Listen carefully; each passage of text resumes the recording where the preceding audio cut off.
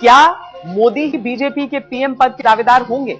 इस सवाल का सीधा जवाब तो बीजेपी की राष्ट्रीय परिषद की बैठक में नहीं मिला, लेकिन इन 2 दिनों में जो माहौल बना उससे इशारे साफ गए। यह लगभग तय हो चुका है कि मोदी को भले ही दावेदार घोषित न किया जाए, लेकिन उन्हें 2014 चुनावों से जुड़ी जो अहम जिम्मेदारी है वो तो दी ही जाएगी। ये बैठक हुई थी राजनाथ सिंह की ताजपोशी पर पूरी पार्टी की मुहर लगाने के लिए, लेकिन पूरा मजमा लूट ले गए नरेंद्र मोदी। माहौल को मोदी में बनाने की शुरुआत तो राजनाथ सिंह ने शनिवार को ही कर दी थी। फिर एक एक कर तमाम नेता मोदी महिमा गुनगुनाते सुने, बड़े हो छोटे हो सभी नमो नमः करते दिखे। सुषमा जी माना जाता है कि वो राजनीतिक प्रस्ताव पर बोल रही हैं, लेकिन उन्होंने ये कह करके कि नरेंद्र भाई ने जहां समाप्त किया वहां से मैं शुरू करूंगी, क्योंकि पूरे राजनीतिक प्रस्ताव पर जो वो बोले वो बिल्कुल रेलेवेंट था और कुछ और जोड़ने की जरूरत ही नहीं। तो मेरे मन में ये आ रहा था कि ये जो भाषण हो रहा है इससे बढ़िया कोई समापन का भाषण नहीं हो सकता। हमारा पार्टी का एक मुख्यमंत्री का, एक नेता का भाषण सुन के, नहीं तो उनको देख के कार्यकर्ता में उत्साह आ रहे, जोश आ रहे, तो ये हमारे लिए अच्छा है। ऐसी सरकार जो सरकार की देश पर बोझ बनी हुई उसको उखाड़ फेंकने के लक्ष्य के साथ अगर उनका भाषण है तो निश्चित तौर से बहुत अच्छा उन्होंने बोला है। और मोदी एजेंडा सेट करते नजर आए, मोदी ही पार्टी के लिए लकीर खींचते नजर आए और मोदी ही 2000 चुनावों के लिए पार्टी के हमलावर रुख की तस्वीर पेश करते आए। तो विश्वास कीजिए कांग्रेस बच नहीं सकती, किसी भी हालत में बच नहीं, कोई नहीं बचा सकता उसको। लेकिन देश बचाने के लिए जनता के सामने एक अल्टरनेट ला करके हमको खड़ा होना पड़ेगा। और भारतीय जनता पार्टी में वो दम है, लोटस में वो दम है, कमल के निशान में दम है मित्रों। उस कमल के निशान को लेकर के जाना है। व्यक्ति कौन है कौन नहीं ये भारतीय जनता पार्टी में कभी मैटर नहीं होता। भारत माता की। मोदी के कहने के बाद किसी और नेता के कहने सुनने को कुछ खास बचा नहीं था, लेकिन फिर भी सब अपनी अपनी चिंता जाहिर करते दिखे। नेता विपक्ष सुषमा स्वराज की चिंता यह है कि पार्टी के भीतर एक दूसरे को निपटाने की संस्कृति कैसे खत्म की जाए। और हम लोग कई बार कहते हैं अरे भैया टिकट इसे मिल गया, अब अगर इसे जिता दिया तो ये तो फिर यहाँ सिटिंग एमएलए हो जाएगा, हमारा भाग्य सील हो जाएगा, इसलिए इसे यहीं की यहीं निपटा दो तो ज्यादा अच्छा है। और हम निपटाने में लग जाते हैं। इतना हमें लगता है कि हम एक को निपटा रहे हैं, पार्टी तो जीती जाएगी, लेकिन होता यह है कि एक को एक निपटाता है, दूसरे को दूसरा और तीसरे को तीसरा, और साथ साथ पार्टी निबट जाती है। हम उसका आडवाणी ने मोदी की तारीफ तो खूब की, लेकिन साथ ही अपनी कुछ ऐसी सोच भी जाहिर कर दी जो मोदी के लिए मुश्किल बन सकती है। अपने लिखित भाषण में आडवाणी ने कहा कि वो चाहते हैं कि इंडिया का विस्तार समान सोच वाली पार्टी को साथ लेकर चला जाए। जाहिर है मोदी के लिए जो लोग नीतीश को छोड़ने की वकालत करते आए ये उनके लिए झटका है। आडवाणी ने यह भी जताया कि उन्हें अल्पसंख्यकों की भी चिंता है। वो चाहते हैं कि पार्टी अल्पसंख्यकों से रिश्ते सुधारने पर जोर दे। इस मामले में मोदी को उन्होंने गलत तरीके से सबसे ज्यादा बदनाम किए गए नेता तक करार दे दी। हालांकि इस बात पर खुशी भी जताई कि अब कई मुस्लिम नेताओं की सोच मोदी के प्रति बदल रही है। पार्टी की अंदरूनी कलह की भी चिंता दिखी। पार्टी विथ डिफरेंस को पार्टी विथ डिफरेंसेस बनते देखना बुरा लग रहा है। भ्रष्टाचार के मामलों को भुनाने में जिस कदर पार्टी पिछड़ी है उसकी भी टीस झलक गई। नजरें 2014 पर है, चिंता संगठन की है। सुषमा और आडवाणी दोनों जानते हैं कि संगठन और गठबंधन नहीं बढ़ा तो लेने के देने पड़ सकते हैं। आडवाणी चाहते हैं एनडीए का विस्तार, आडवाणी चाहते हैं अल्पसंख्यकों को जोड़ना, आडवाणी चाहते हैं अंतर कलह से पार्टी सख्ती से निपटे। संदेश साफ है, पार्टी के भीष्म पितामह की बात काटना पार्टी के लिए भी आसान नहीं होगा। अमिताभ सिन्हा, दिल्ली, आज तक। कुंदा बढ़ाना है ये सब जानते हैं, लेकिन खुद को मजबूत करना है ये भी जरूरी है। ये हो कैसे? हमने एक सवाल पूछा था आप सबसे, वो ये कि क्या भारतीय जनता पार्टी को नरेंद्र मोदी को प्रधानमंत्री पद के उम्मीदवार के तौर पर घोषित कर देना चाहिए? आपके ढेरों जवाब हमें मिले और देखिए जो हमारे सामने 96% हैं वो ये कह रहे हैं कि हां बीजेपी को ऐसा करना चाहिए, नरेंद्र मोदी को प्रधानमंत्री पद के उम्मीदवार के तौर पर घोषित कर देना चाहिए। 4% इसके खिलाफ।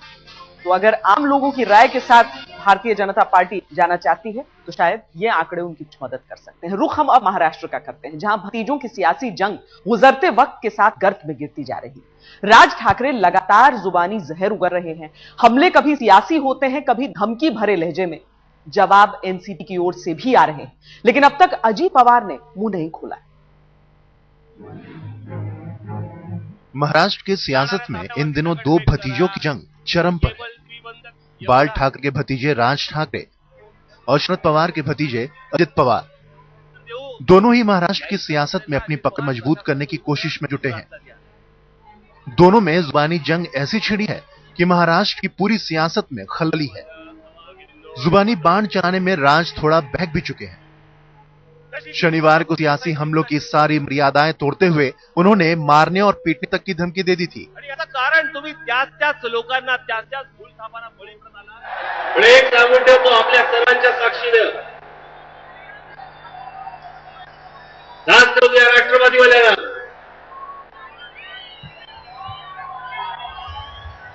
तुमच्याकडे जर प्रस्तावित असतील, माझ्याकडे विस्थापित आहेत। यांचं काहीच जात नाही, घरात घुसून मारतील। राज के हमलों पे अजित खुद तो सामने नहीं आए हैं, लेकिन जवाब एनसीपी नेताओं की ओर से जरूर आया। किसी ने उत्तर भारतीयों पे हमले को मुद्दा बनाकर राज की पार्टी को गुंडों की पार्टी करार दे दी, तो कोई उन्हें महाराष्ट्र की सियासत का कच्चा खिलाड़ी साबित करने पर तुला रहा।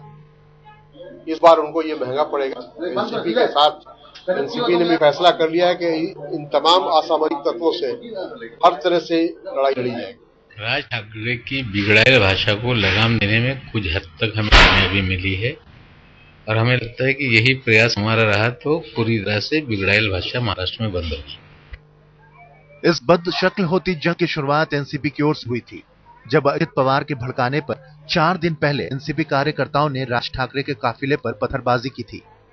एमएनएस कार्यकर्ता इस पर मुंबई और महाराष्ट्र के दूसरे इलाकों में हंगामा मचाकर एनसीपी को जवाब दे चुके हैं, लेकिन शायद राज ठाकरे का कलेजा अभी ठंडा नहीं पड़ा। 2014 में महाराष्ट्र में विधानसभा चुनाव होने हैं। शायद यही वजह है कि राज ठाकरे भी चाहते हैं कि जंग की आग यूं ही सुलगती रहे, क्योंकि इसमें फायदा तो राज ठाकरे का ही है। पंकज खेलकर, जालना, आज तक। ये लड़ाई शुरू हुई थी तो महाराष्ट्र में सूखे के मसले को लेकर। त्रासदी देखिए कि अभी वो मसला कहां है और ये लड़ाई किस तरह से जी हो चुकी है। रुख अब दिल्ली का करते हैं, जहां 2 मासूमों के कत्ल का मामला जो है वो सुलझा लेने का दावा किया जा रहा है। कत्ल के आरोप में बच्चों के मामा और उसके साथियों को गिरफ्तार किया गया है। आरोप है कि कारोबार शुरू करने के फेर में उसने इस कत्ल को अंजाम दिया। 2 मासूमों के कत्ल का राज फाश, मामा पर लगा कत्ल का आरोप, पैसों की लालच में की हत्या। जिस खबर ने 2 दिनों से पूरी दिल्ली को सन्न कर दिया था, उसका सच जब सामने आया तो रिश्तों पर भरोसा तार तार होता नजर आया।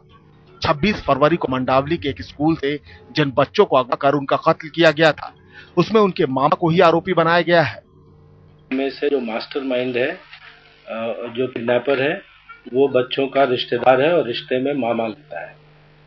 इस पूरे प्रकरण में हमने अभी तक 3 लोगों को गिरफ्तार किया है। पहला आदमी जो गिरफ्तार हुआ उसका नाम अमित सिंह है और वो रिश्ते में बच्चों का मामा है, और उसके साथ 2 और साथी हैं, शिवम गुप्ता और पंकज कश्यप। 26 फरवरी को बच्चे अपनी मर्जी से स्कूल से गए थे। यही वजह थी, वारदात को अंजाम देने के तरीके से शक हो गया था कि इसमें किसी करीबी का हाथ होगा, लेकिन कोई रिश्तेदार इतना बेरहम हो सकता है, इसका अंदाजा नहीं था।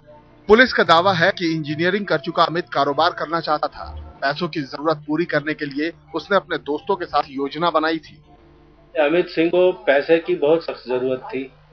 पंकज कश्यप को जुआ खेलने की आदत है और जुए में वो करीब 1.5 लाख रुपए हार चुका था और उसको अपना कर्ज चुकाने के लिए पैसों की बहुत सख्त जरूरत थी। शिवम और अभिषेक को अपने जो कंज्यूमरिस्ट इंस्टिंक्ट्स हैं उनको सेटिस्फाई करने के लिए पैसों की आवश्यकता थी। तो इस तरीके से चारों ने मिलकर एक प्लान बनाया कि हम कोई एक बड़ा काम कर लेते हैं, किडनैपिंग कर लेते हैं, जिसमें एक साथ हमें बहुत सारा पैसा मिल जाएगा। योजना के मुताबिक ही अब बच्चों के स्कूल से लेकर सीधा दिल्ली के मिलेनियम पार्क पहुंच गया था। इस बीच उसके दोस्तों ने घर वालों से 30 लाख रुपए फिरौती की मांग की थी, लेकिन शाम होते होते जब बच्चे अपने घर जाने की जिद करने लगे तो पकड़े जाने के डर से अमित और उसके साथियों ने बच्चों का गला दबाकर उनकी हत्या कर दी। अमित और उसके 2 साथी तो गिरफ्त में हैं, लेकिन एक आरोपी की तलाश अभी भी जारी है। अमित, पंकज और शिवम, इन तीनों को पैसों की जरूरत थी। शिवम को जुए की लत थी तो अमित को अपने बिजनेस के लिए पैसा चाहिए था, और यही वजह थी कि जल्दी से पैसा कमाने के लिए इन सब ने मिलकर इन दोनों बच्चों का अपहरण किया। यहाँ पर पुलिस का ये कहना है कि अपहरण के साथ ही इन तीनों ने ये योजना बना ली थी कि इन दोनों बच्चों का अपहरण करने के साथ ही हत्या कर दी जाएगी ताकि बाद में पहचान न हो सके। कैमरामैन विपिन कुमार के साथ हिमांशु मिश्रा, दिल्ली आज तक। क्या उत्तर प्रदेश में आ गया है गुंडा राज? एक सरकारी अफसर के सनसनीखेज कत्ल से यह सवाल फिर से उठा हुआ है। कल रात प्रतापगढ़ के बलीपुर गांव में ग्राम प्रधान की हत्या के बाद कुंडा के सीओ मामले की जांच करने गए थे, लेकिन वहां वो भीड़ के गुस्से का शिकार हो गए। लोगों का ये गुस्सा उगला है कुंडा के सीईओ जियाउल हक की हत्या के खिलाफ। शनिवार रात जियाउल हक प्रतापगढ़ के बलीपुर गांव में एक झगड़ा सुलझाने गए थे, जहां भीड़ ने उनकी हत्या कर दी। हालांकि घर वाले इसे गहरी साजिश बता रहे हैं। मैं चाहता हूं कि निष्पक्ष जांच हो, उनके साथ कार्रवाई हो, और जो गुंडे बाहर घूम रहे हैं फिर उन गुंडों को जेल में डाली जाए। राजा भैया वो वहाँ के जो जेल मंत्री हैं, इनके जमाने में बसपा सरकार में जो जेल में रहा करते थे, आज जो कितने जो है बाहर घूम रहे हैं, ये मंत्री बनाए गए हैं। इसमें कुछ न कुछ सरकार की मिली भगत मैं मान सकता हूँ कि हो सकता है। वारदात यूपी सरकार के बाहुबली मंत्री राजा भैया के इलाके प्रतापगढ़ के बलीपुर गांव की है। शनिवार रात करीब 9 बजे अज्ञात लोगों ने ग्राम प्रधान नन्हे लाल यादव की हत्या कर दी थी। मामले की छानबीन के लिए जियाउल हक अपनी टीम के साथ गांव में पहुंचे थे। बताया जाता है कि उस वक्त पुलिस और गांव वालों में झड़प हुई और झड़प के दौरान ग्राम प्रधान के छोटे भाई सुरेश यादव को गोली लग गई। सुरेश यादव की भी मौके पर ही मौत हो गई। दोहरी मौत से गांव वाले और बौखला गए। बताया जाता है कि सीईओ जियाउल हक के गनर से गांव वालों ने कार्बाइन कीनी और उन पर गोलियां बरसा दी। जो घटना हुई है दुखद है, और ऐसी घटनाएं न हो, चाहे किसी रूप में वो रंजिश हो। जो भी लोग दोषी हैं उनके खिलाफ कार्रवाई होगी, किसी पक्ष के हों चाहे, उनके खिलाफ कार्रवाई होगी।